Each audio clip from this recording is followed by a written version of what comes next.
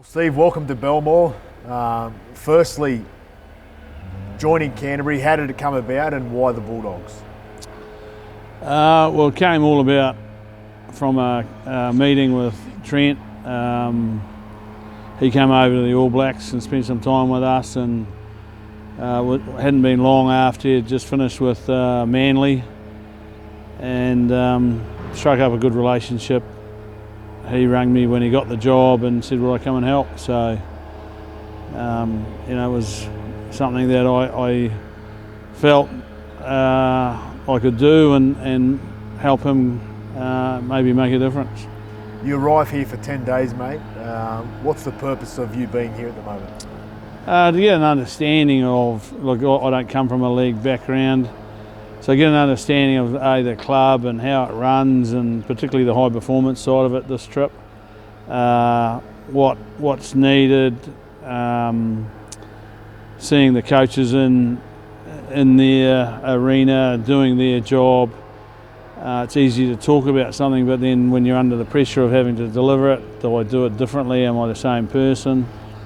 And then giving any feedback that I see, looking at all the systems they've got, and giving a debrief at the end of it. You obviously have an involvement with Trent and the staff, but will you have a fair bit of involvement with the playing group as well? I have had an involvement right from the beginning, even with Zoom calls with the leadership group, and had a really good discussion with them in the last couple of days, and then spent some time today with the young emerging leaders group, and it's just giving them ideas about how they can go about doing their roles as leaders, and talking about things that maybe we've done in the past that have worked for us, and just challenging their thinking on it. Trent himself is a young coach, but your involvement with him and what you have seen, can you see there's plenty of upside for Trent and the Bulldogs? Yeah, look, I think Trent himself as a coach, he's got all the tools in the toolbox, and most of them are pretty sharp, and one or two might need to be sharpened up a little bit, but that's not a bad reflection on him. It's just where he is at his coaching. As you get more into it, you get more experience on what you're doing. So he's got great man management skills from what I can see. His delivery is good. His work ethic is good. His understanding of the game is good. And he knows what he wants from a values perspective of the team, a culture side of the team. So now it's about him driving that with the rest of the management and the leadership group, and getting that done. There's plenty of positives there. You're head of one of the most powerful brands in world sport within the All Blacks, and this club itself, they're passionate supporters, a proud club, a big brand within the rugby league fraternity. How important is the stability here? Oh, look, stability is massive in any organisation, whether it's a business, a sporting business, or whatever. And I think one of the things I've looked at when I've come here is how is the stability, and I believe from the coaching point of view, I think they've got really good stability. Now it's a matter of do we have the right talent? If yes, then we get it better. If no, then we bring in some. What is our pathways looking like from a developing talent? Have we got that right? So that's two areas you want to look at. And the third area, I think, is off the field. Do we have stability there? And is there anything that could cause a rocking of that stability? And for me, there's one big chestnut that needs to be fixed off the field. I think it's the ability for the board to be rolled every 2 years, the whole board. I think most great sporting organisations, good businesses, won't allow their board to be that unstable. They will have structures in place that allow for a couple of board members to change every 2 years, or 3 or 4, but certainly not the whole lot, because you throw out the baby and with the the dirty washing water, and it creates just such a carnage.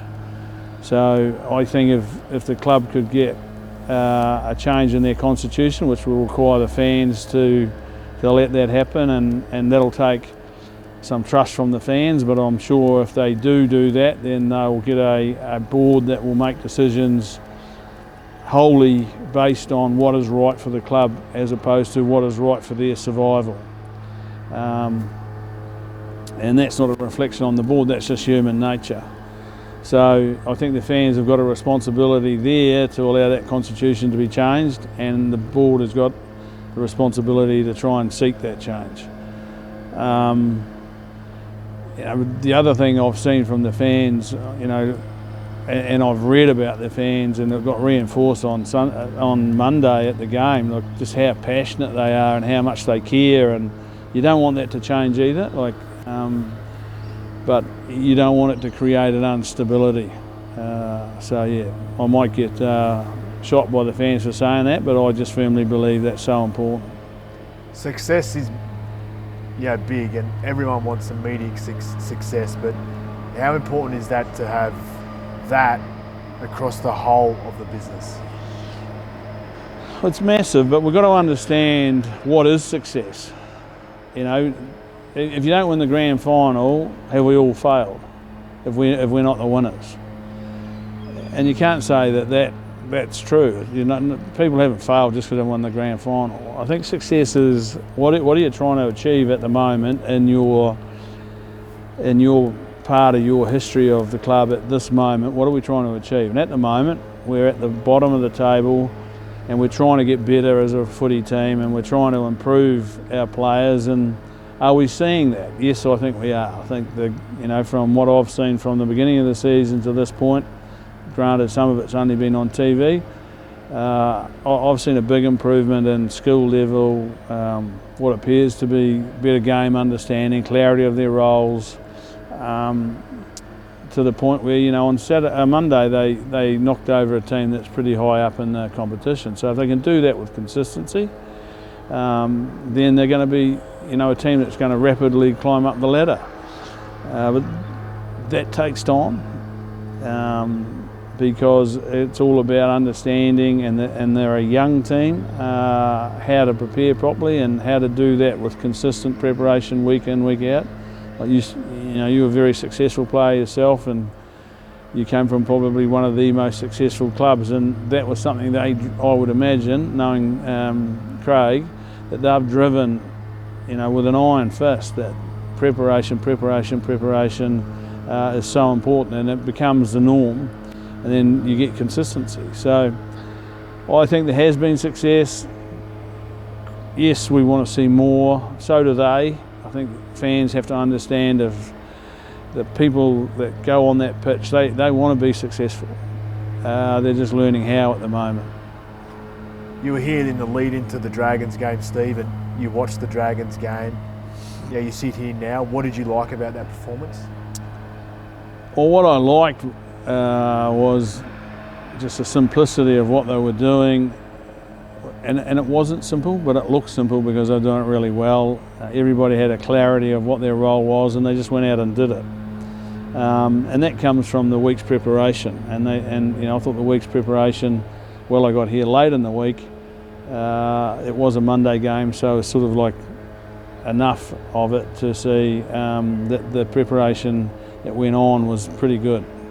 And if they can replicate that week in, week out, have their share of luck, and don't lose too many players through injury, then they're going to have more success.